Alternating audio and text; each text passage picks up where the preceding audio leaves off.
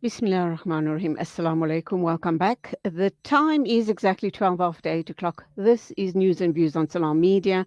And of course, the big story globally is the war. And I'm going to refer to it as the war on Palestine by the Israelis.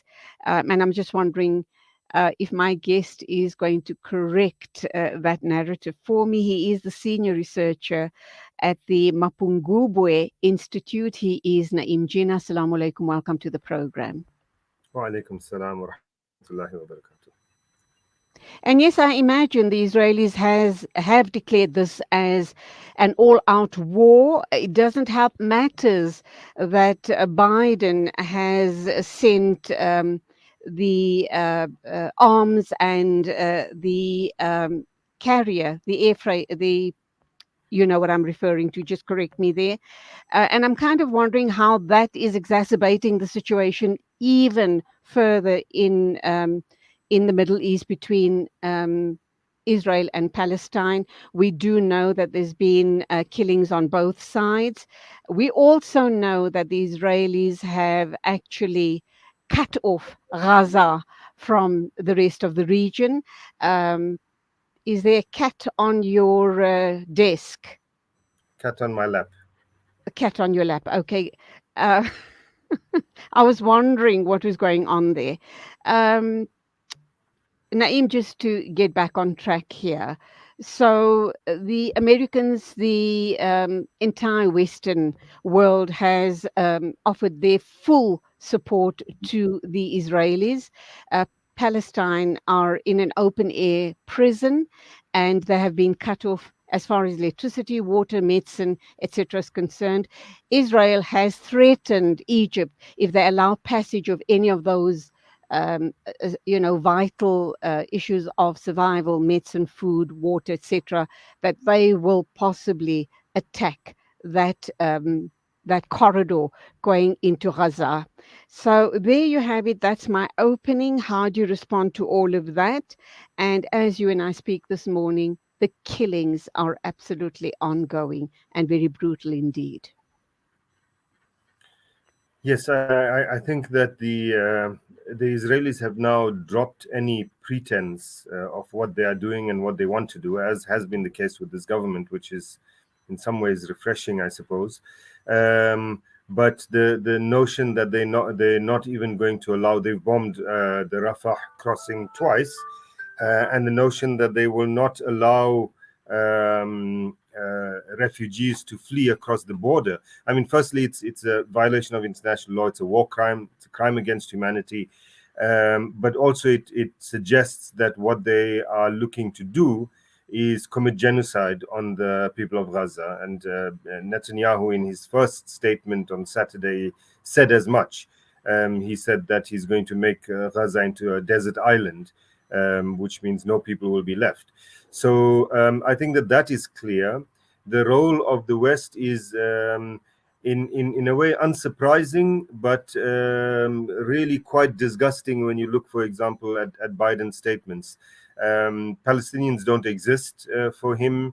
All that exists are some terrorists and all of these glorious and beautiful Israeli people who are being killed. And that's all they're concerned about. They've given an additional $8 billion in military aid to Israel, which already gets $3.5 billion per year. So there's that on that front.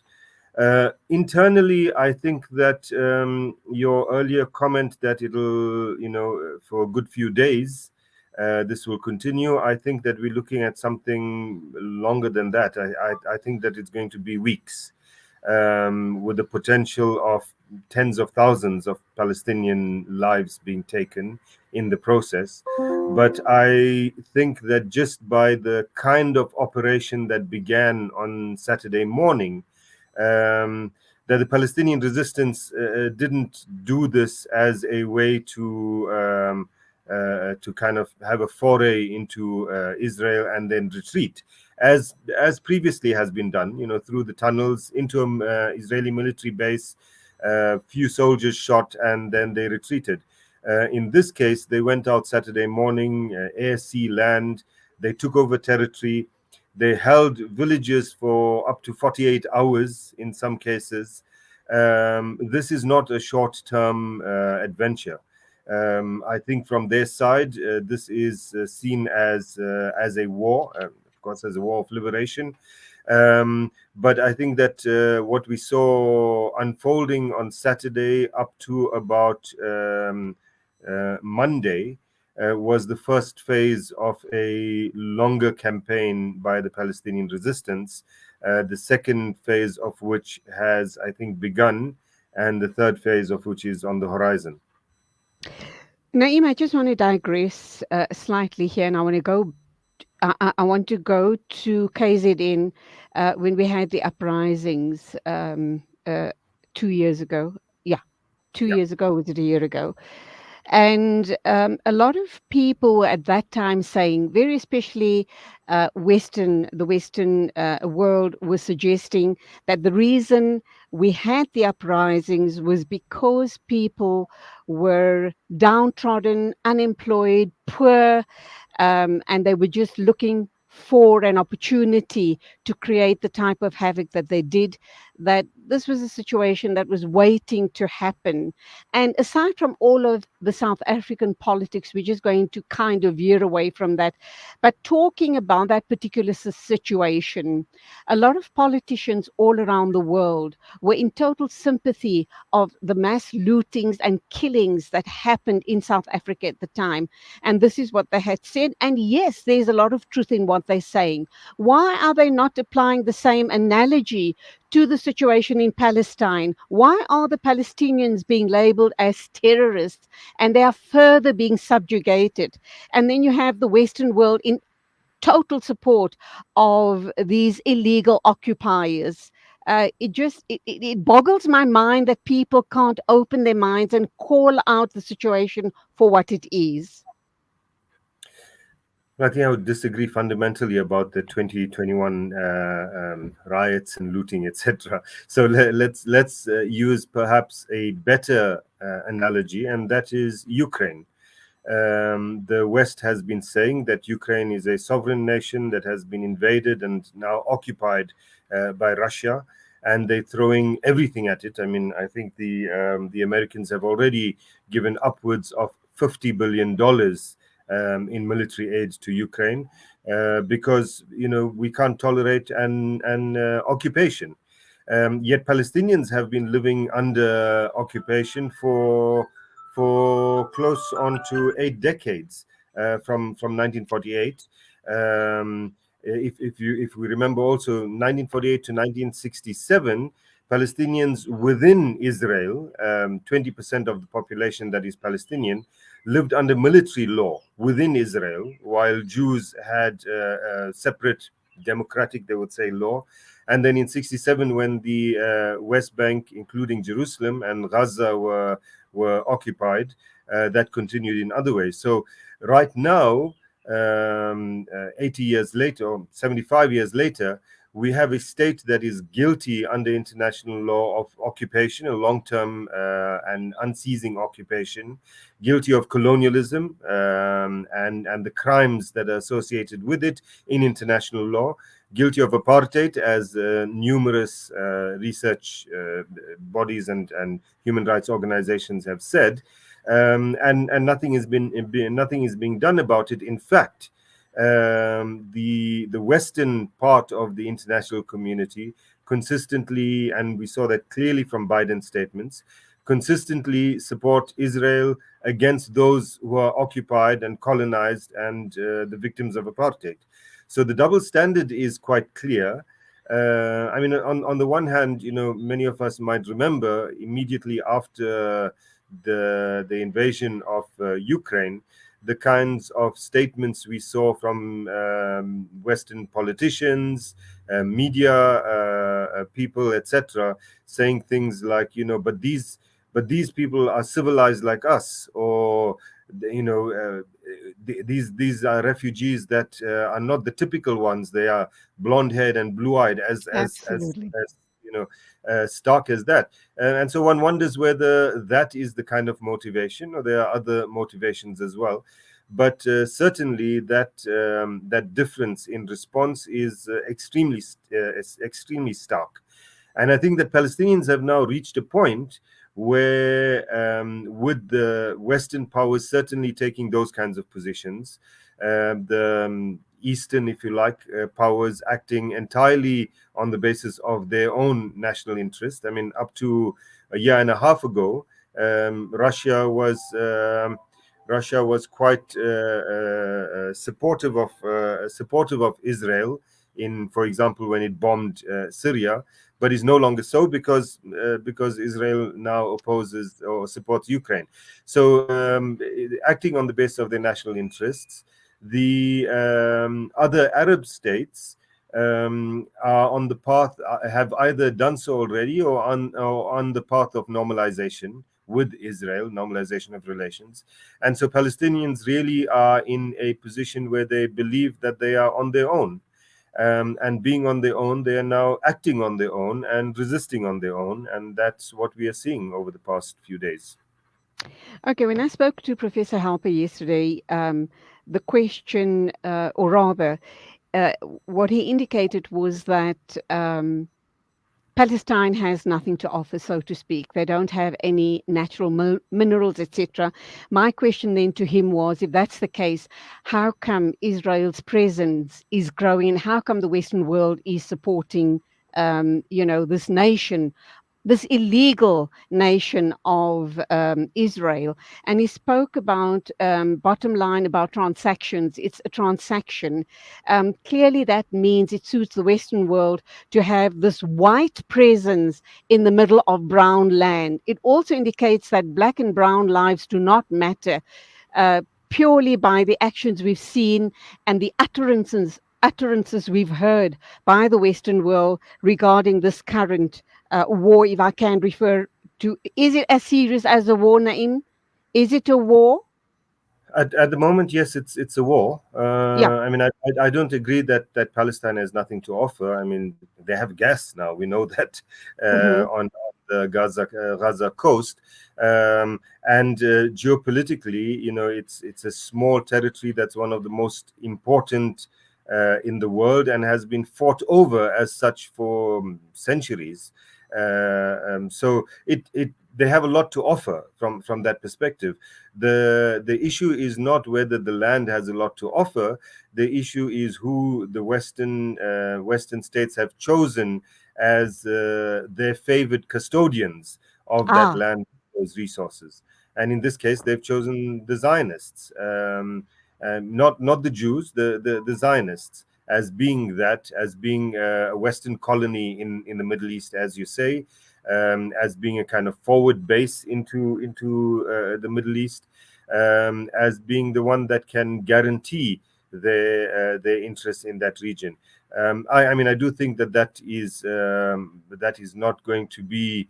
I think that the idea that it guarantees their long-term interests is a shaky one. And since Saturday, we've seen exactly how shaky it actually is. But moving forward, I think that will become shakier. And I do think that despite all of the kind of muscular statements from Western governments in the past few days, particularly the US, but not only the US, with some governments deciding to cut funding to the Palestinians, as if Hamas gets their funding. It doesn't. None of their funding goes to Gaza. But all of those kinds of statements, I think that they will have to be reconsidering the positions that they're taking in these few days, in another few weeks. I think what we are on the cusp of is a fundamental change in the power dynamics in that area. so Naeem, you spoke about certain Middle Eastern countries normalizing, or were in the process of normalizing their relations with Israel. We've just heard a report, I think, over the past 24 hours, that MBS of Saudi Arabia has put those talks on hold for now. Is that going to hurt Israel's position at all, or does it not matter to them? And what do you suppose is the the motive of MBS now backtracking on the normalization with Israel? Well, I think even if he didn't make that statement or take that position, I don't think either the Americans or Israelis are in the mood right now to be involved in such talks. They have other pressing issues to deal with. But his position is, look, the Saudis have tried to present the view that they are in some ways a custodian of the Palestinian question, together with the Egyptians in different kind of ways. The so-called Arab Initiative, the proposal from Arab states about a solution, comes from Saudi Arabia and then adopted by other Arab states, and so they still believe that they have some prestige because of that. And so at least in terms of lip service, they have to say things that seems that they're not selling out the Palestinian people. So this is that thing to say we stopping normalization talks until, well, not until, but we're stopping normalization talks. If things resolve themselves, however that might happen, in the next few weeks, then they'll get back to the talks. Perhaps they might not do so in the next few weeks, but in the next couple of months. For Mohammed bin Salman, this normalization deal is actually very important for a number of reasons, quite unrelated to Israel or the Palestinians. I mean, he wants to be king when his father dies. That's not guaranteed, because the way the family now works is that when the king dies, there's a family council that decides who will be the king, and it's not necessarily automatically the crown prince. So that's his big prize. The other prize is that he wants a whole range of weaponry he wants to purchase from the United States, and so that's the other thing that that he wants from the United States. So the first one, he wants American support for his bid for king, and the third one is that he wants American support to set up a civilian nuclear program in Saudi Arabia. And the Americans are not giving in to any of these kind of requests unless normalization with Israel takes place. So for Israel, for Saudi Arabia, and for the United States, the Biden administration, potentially this normalization deal could be great. And so, MBS will return to the table on that issue when things cool down a bit. This is not a permanent cessation of the idea of normalization with Israel. For a long time on various other different platforms, we always spoke about the New World Order. We're seeing it playing out in recent times, are we not? With the West wanting total control of the entire world, so to speak. That being said, what are the chances of going back to a notion that was on the table a long time ago, and then there was no talk around it, and now there's a talk once again about a two-state solution? Is that ever going to work out? Is that a, a reality for both Israel and Palestine? Will Palestine, at this point in time, agree to a two-state solution? So I think that the Western dominance, and particularly American, has been there certainly since the fall of the Soviet Union. We're still living in that phase. It's not a new world order. I do think that the world is changing, and in uncertain ways over the next few decades, but we'll see where that goes.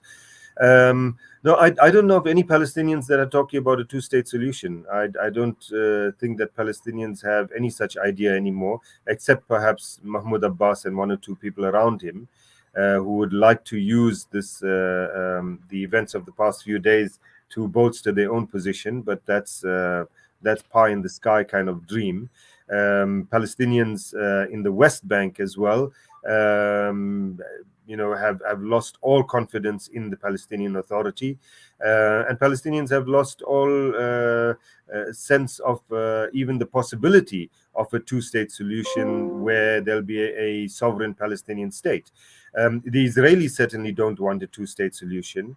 The Americans are quite happy with whatever the Israelis want. The Israelis want things to continue as they are, and well, maybe depending on which government, perhaps worse for the Palestinians than they currently are, which is a single state from the Jordan River to the Mediterranean Sea, all of which territory is controlled by Israel, and different parts of that territory controlled in different ways. So an ostensible democracy within what is called Israel, where of course you have different grades of citizens, and Palestinians being on the lowest rung. They say it's a democracy, but Palestinians don't have the same rights as Jews in Israel, and they've just declared a couple of years ago with the nation state law that Israel is a Jewish state. So if you're non-Jewish, you don't have a place there.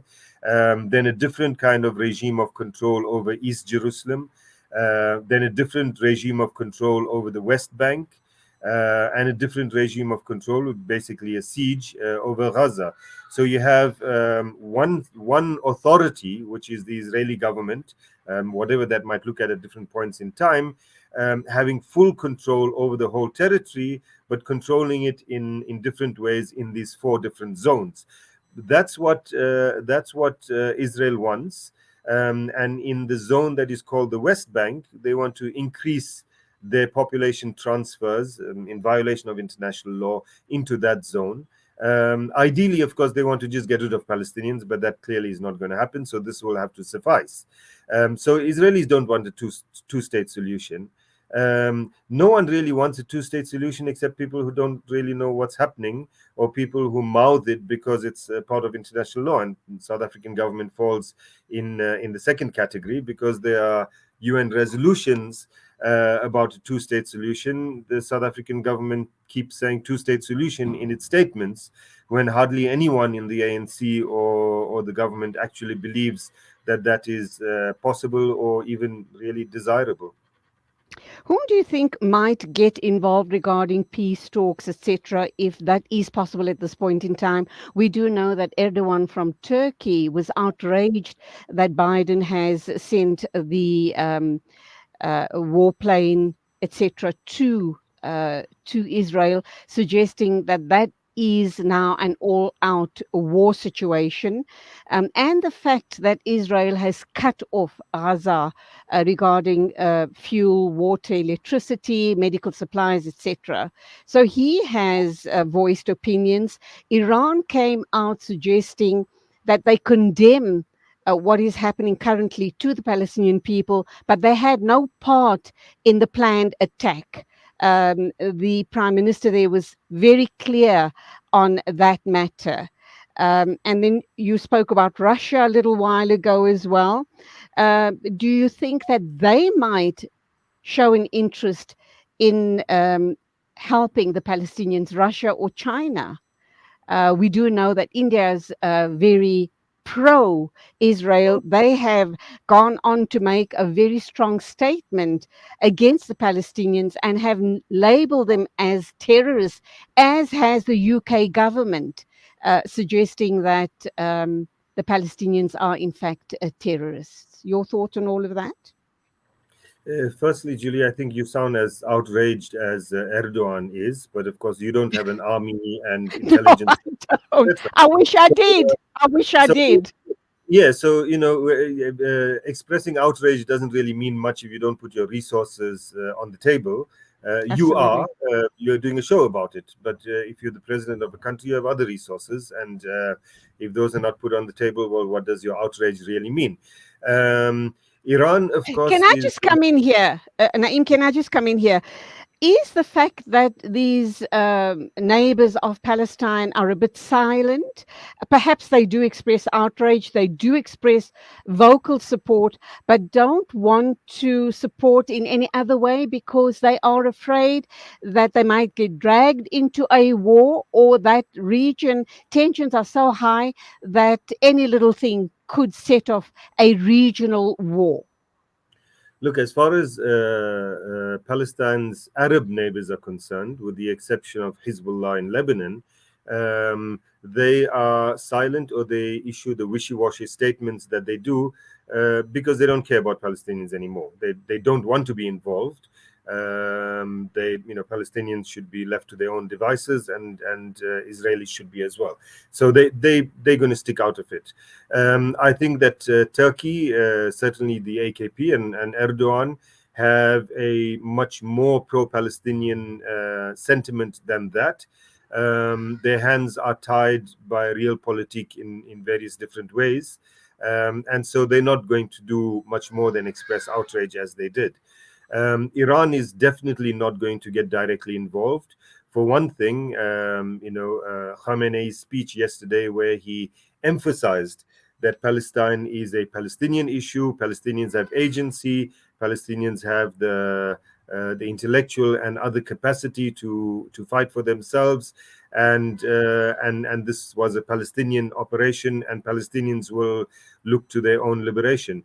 On the one hand, it is about simply that.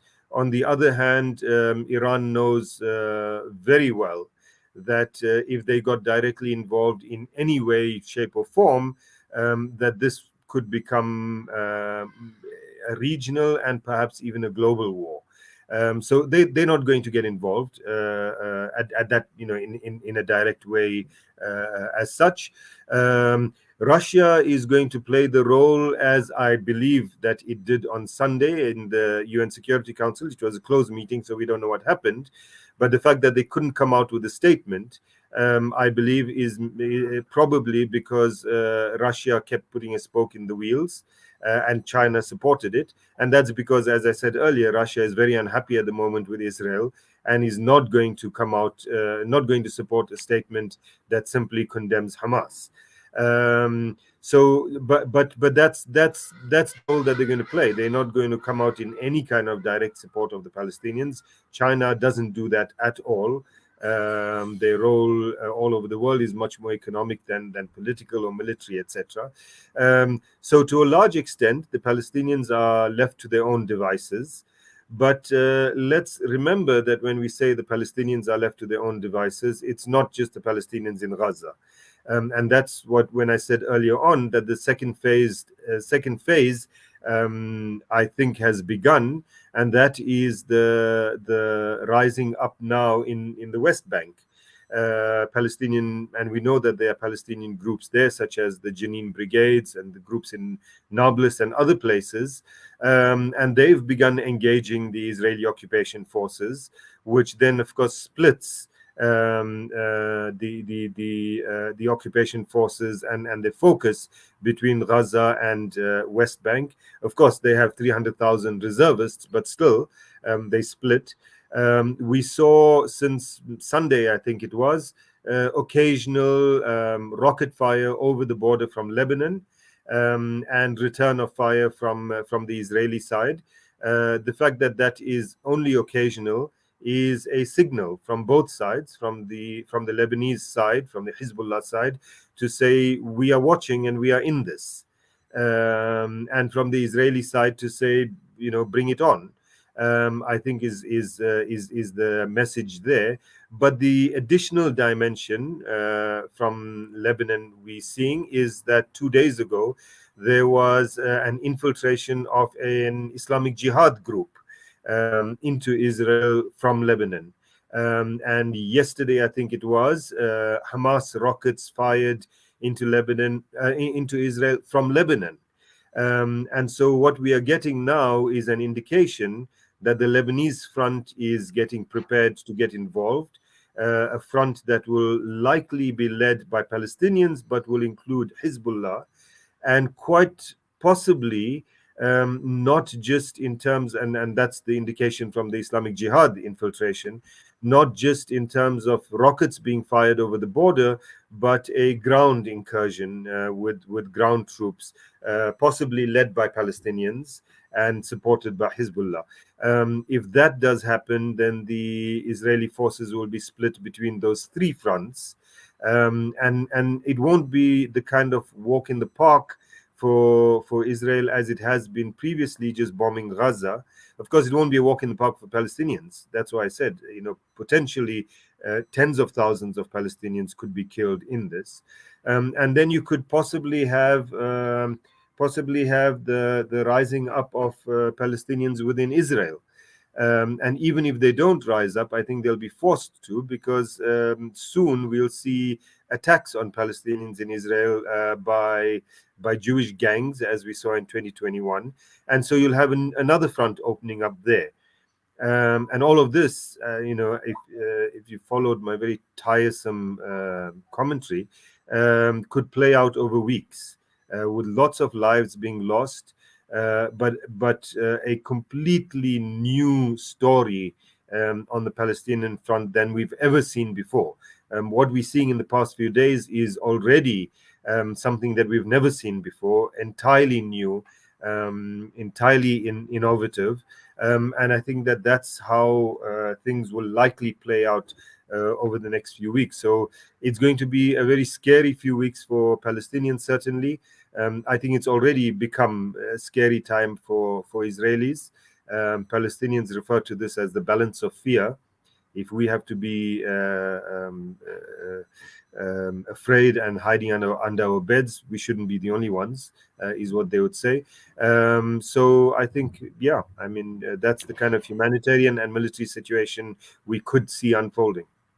Okay, Naeem, I've had you on air for a long time, but just two very quick, important questions. You spoke about nobody wants to see this, breaking out into a regional war, or possibly, going even further than that. I don't think globally anyone can afford another war, very especially not in the Middle East.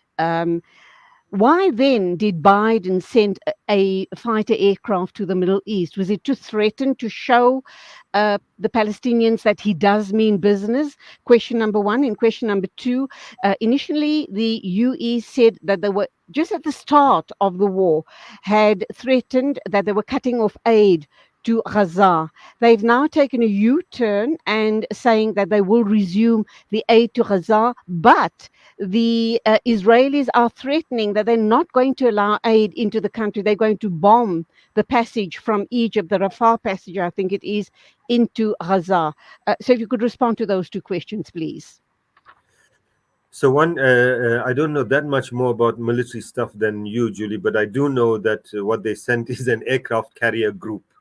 And they're now threatening to send a second aircraft carrier group to the Eastern Mediterranean. I don't believe that the Americans want to, at this stage, get directly involved. It's a show of force, a show of complete support for Israel, and an attempt at intimidation of the resistance in Gaza. And this is the other reason why, of course, Iran will not get involved, because you can't afford a war with Iranians and Americans firing big missiles at each other. The world can't afford that, I mean. So certainly the American position there is a show of strength. Will it change from that to kind of an active involvement? It's possible. I mean, if you reach a stage, for example, where where the state is at risk, and there's and the Palestinian side is refusing to talk, then in order to prevent an Israeli complete collapse, the Americans, I think, will get involved, even with all the risks that it involves. But I don't think we're going to get that far. The EU U-turn, I think, is because there's also confusion within the EU, and some representatives of some governments on the EU believe one thing and others believe another, and they issuing kind of contradictory statements. And the more right-wing ones kind of very assertive about supporting Israel, and the other ones trying to hold them back and be a little more cautious. Let's also remember that in terms of the European governments, many of these governments have, over the past 2, 3, 5 years, been meeting with Hamas representatives in Europe, in Istanbul, in other places, and there's been an ongoing dialogue, in a sense, between some of these European diplomats and Hamas for a substantial amount of time. So, if there is the possibility, a question you asked earlier on, of anyone kind of playing a role to mediate and bring to an end the kind of military engagement, and it's not at that stage yet, so it's not going to happen yet. But if there's a possibility, I think the Europeans will get involved, or will want to get involved, and there are a few others. The issue of the humanitarian aid and Rafah, etc. As I said earlier, the Israelis are intent on genocide. I'm not sure that the partners, particularly the European partners, are going to allow it to get that far. Some are quietly already expressing unhappiness about the way the Israeli operation is moving. But that's what Israel wants to do in the shortest possible time, with the shortest with no aid going into Gaza, to bomb them to smithereens before anyone objects. And that's why I say I think that the people in Gaza are living under the kind of onslaught now that they never have before. 2,000 bombs in the space of 2 hours is quite something in such a small area. So I think that the Israelis are intent that they're not going to allow aid to come in. It'll take a whole lot of enormous amount of diplomatic pressure for them to allow anything in. And in the absence of the Americans helping with that pressure, I'm not sure that will happen soon. So Palestinians are going to certainly suffer in the next while. And that's where we will leave it. Thank you indeed, Na'eem Jeenah, for your in-depth I can analysis get on my this matter. so Till that the I can next get time. the interview that's been calling. Yes, I can see how busy, how much in demand you are. Thank you indeed. Till the next time, then. Shukran very much for your time. Na'eem Jeenah is a senior researcher at Mapungubwe Institute. The time is 8:49. News and views on Salam Media. And of course, the socials are going absolutely crazy. Once again, like yesterday, with a whole host of comments. But we need to move on with the show. Thank you indeed, people, for your views, whether they are pro or anti Palestinian. But I guess views do matter. So thank you indeed for taking the time out to post your comments on our socials. And as I've indicated, it's time for an ad break.